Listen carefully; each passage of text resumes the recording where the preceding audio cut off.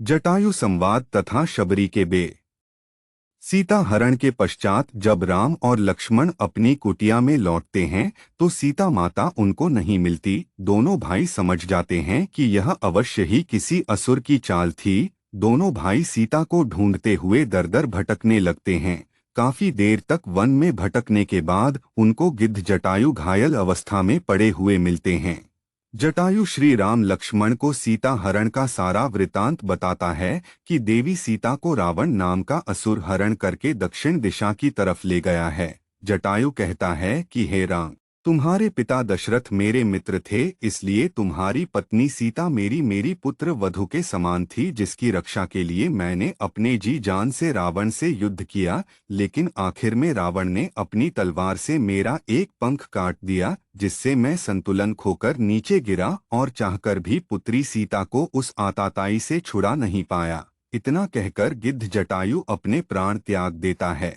श्री राम एक पुत्र की तरह जटायु का अंतिम संस्कार करते हैं तथा सीता की खोज में दक्षिण की तरफ चल देते हैं। बहुत समय तक वन में भटकते हुए उन पर एक लंबी भुजाओं वाला राक्षस आक्रमण करता है। लक्ष्मण अपनी तलवार से उस राक्षस की दोनों भुजाएं काट देते हैं। तब वह राक्षस श्री राम को बताता है कि वह एक गंधर्व है और ऋषि के शाप के कारण ऐसा बन गया है। यदि कृपया करके आप मेरे पूरे शरीर का अंतिम संस्कार करेंगे तो मैं श्राप से मुक्त हो जाऊंगा।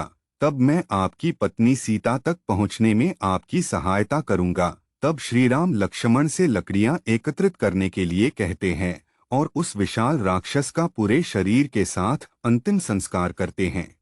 अंतिम संस्कार करने के बाद वह राक्षस एक रूपवान गंधर्व बन जाता है और श्री राम को बताता है कि आपकी पत्नी को लंका का राजा रावण हरण करके ले गया है।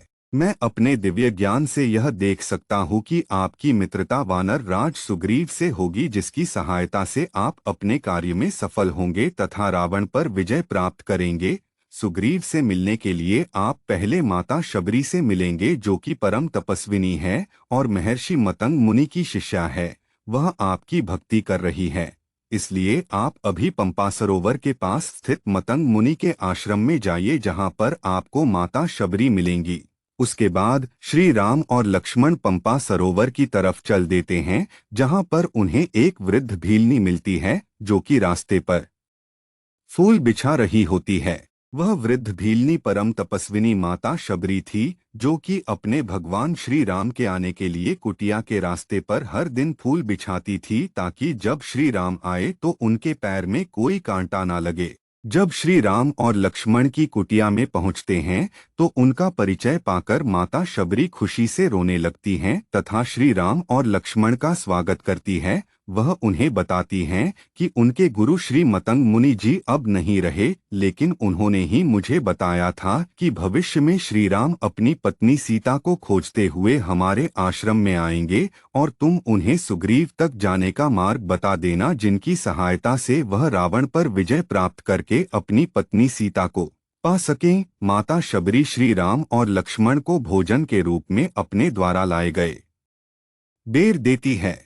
शबरी श्रीराम के लिए आश्रम के वृक्षों से प्रतिदिन बेर चख चख कर अपनी टोकरी में रखती, ताकि श्रीराम के लिए केवल मीठे बेर ला सके। शबरी द्वारा चखकर इकट्ठे किए हुए बेर भी श्रीराम बड़े आदर भाव से खाते हैं, क्योंकि वह जानते थे कि वह बेर झूठे होते हुए भी स्नेह और भक्ति भाव से परिपूर्ण है। शबरी मतंग मुनि के बाद केवल इसलिए रही कि वह श्री राम के दर्शन करना चाहती थी।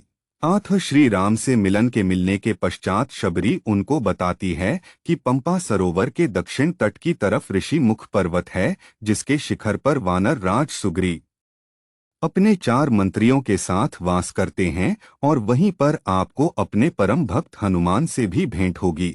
उसके पश्चात शबरी शरीर अपने परम धाम को चली जाती है।